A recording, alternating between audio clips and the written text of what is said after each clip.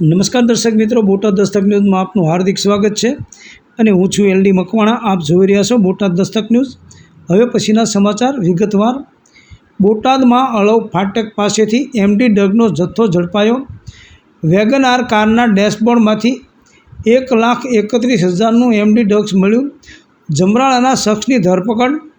Botad LCB પોલીસે અળવ ફાટક નજીક વાહન ચેકિંગ દરમિયાન એક વેગન આર કારમાંથી એમડી ડ્રગનો જથ્થો ઝડપી પાડ્યો છે।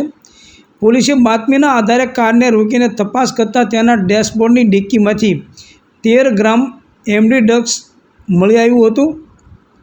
કારમાંથી મળેલા ડ્રગ્સની કિંમત 1,31,200 થવા જાય છે। આ સાથે પોલીસે એક ઇલેક્ટ્રોનિક કાંટો અને એક નાની સ્ટીલની ચમચી પણ જપ્ત કરી છે। કારના ચાલકની ઓળખ જમરાળા ગામના ચંદ્રભાણ ઉર્ફે ઉદયભાઈ ભરતભાઈ પટકીર તરીકે થઈ છે। પોલીસે આરોપીની ધરપકડ કરી વેગનાર કાર સહિત કુલ ₹2,86,450નો મુદ્દામાલ કબજે કર્યો છે। આરોપી વિરુદ્ધ કાયદેસરની કાર્યવાહી હાથ ધરવામાં આવી છે। સૌજન્ય દિવ્યા ભાસ્કર, બોટાદ દસ્તક ન્યૂઝ, એલડી મકવાણા, બોટાદ।